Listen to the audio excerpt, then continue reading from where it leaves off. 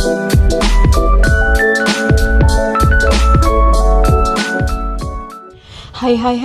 jumpa lagi di Zona Sehat yang menyajikan informasi terkini seputar kesehatan. Halo fansnya Zona Sehat, semoga kalian tetap bahagia dan baik-baik saja ya. Untuk kali ini, Zona Sehat akan memberikan informasi seputar HIV, AIDS, dan IMS. Namun, kamu yang belum berlangganan, yuk tekan tulisan subscribe dan tekan lonceng notifikasinya biar kamu tidak ketinggalan informasi dari Zona Sehat lainnya. Sebelumnya, Zona Sehat akan menjelaskan apakah HIV itu. HIV yang merupakan singkatan dari Human Immunodeficiency Virus adalah virus penyebab AIDS. HIV terdapat di dalam cairan tubuh seseorang yang telah terinfeksi seperti di dalam darah, air mani, atau cairan vagina. Sebelum HIV berubah menjadi AIDS, penderitanya akan tampak sehat dalam waktu kira-kira 5-10 tahun. Walaupun tampak sehat, mereka dapat menularkan HIV kepada orang lain melalui hubungan seks yang tidak aman, transfusi darah, atau pemakaian jarum suntik secara bergantian. Bagaimana HIV ditularkan? HIV dapat ditularkan menjadi 3 cara, yaitu yang pertama hubungan seks anal, oral, dan vagina yang tidak terlindung dengan orang yang terinfeksi HIV. Kedua, penggunaan jarum suntik secara bergantian. Ketiga, ibu hamil penderita HIV kepada bayi yang dikandungnya. Bagaimana mengetahui orang yang sudah terinfeksi HIV? Hanya melalui penglihatan, Anda tidak bisa tahu apakah seseorang sudah terinfeksi HIV atau tidak. Pada kenyataannya, pengidap HIV terlihat sangat sehat. Satu-satunya cara untuk mengetahui hal ini adalah melalui tes darah HIV.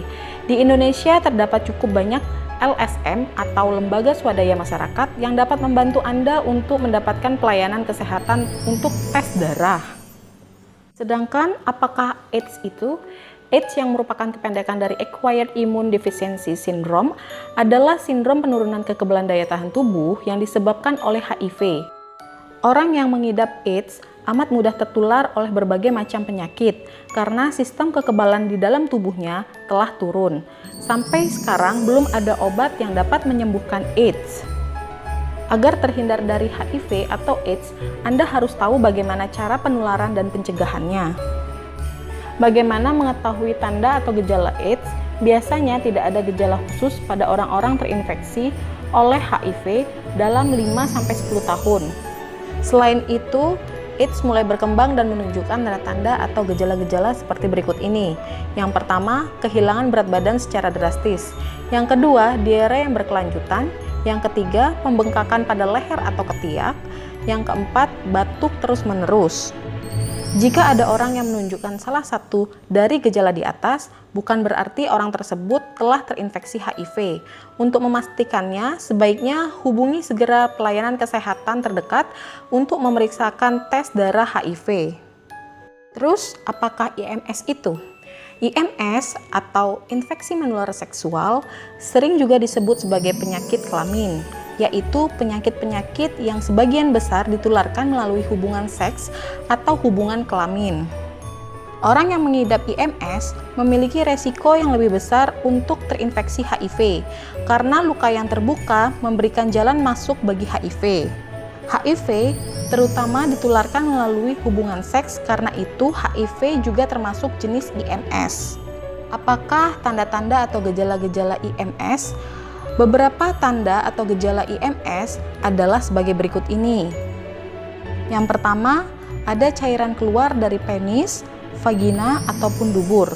Terasa pedih atau panas sewaktu buang air kecil dan atau melakukan hubungan seksual. Yang pertama, nyeri perut bagian bawah untuk wanita dan buah zakar untuk laki-laki, serta pantat dan kaki.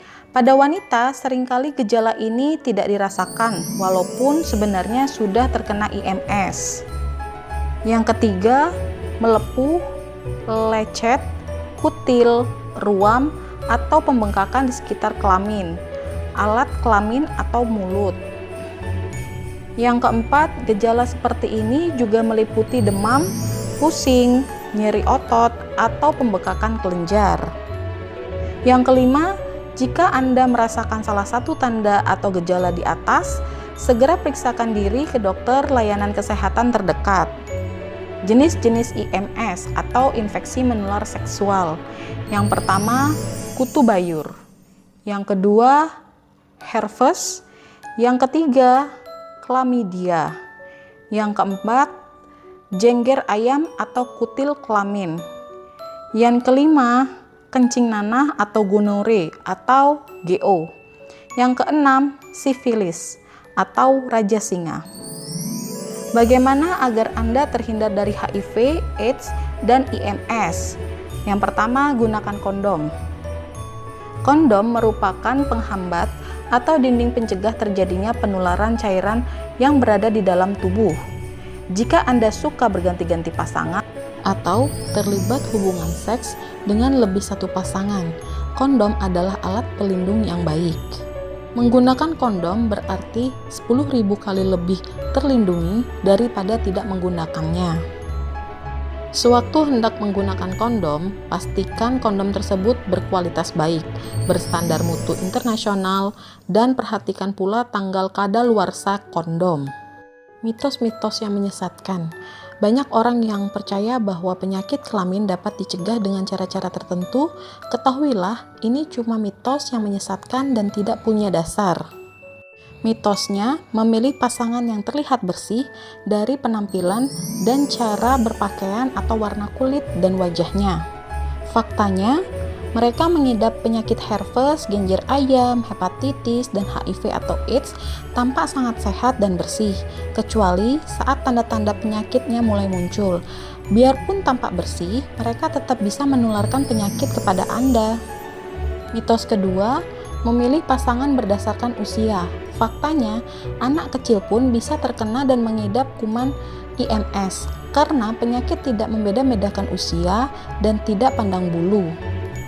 Mitos yang ketiga, memilih-milih waktu untuk berhubungan seks.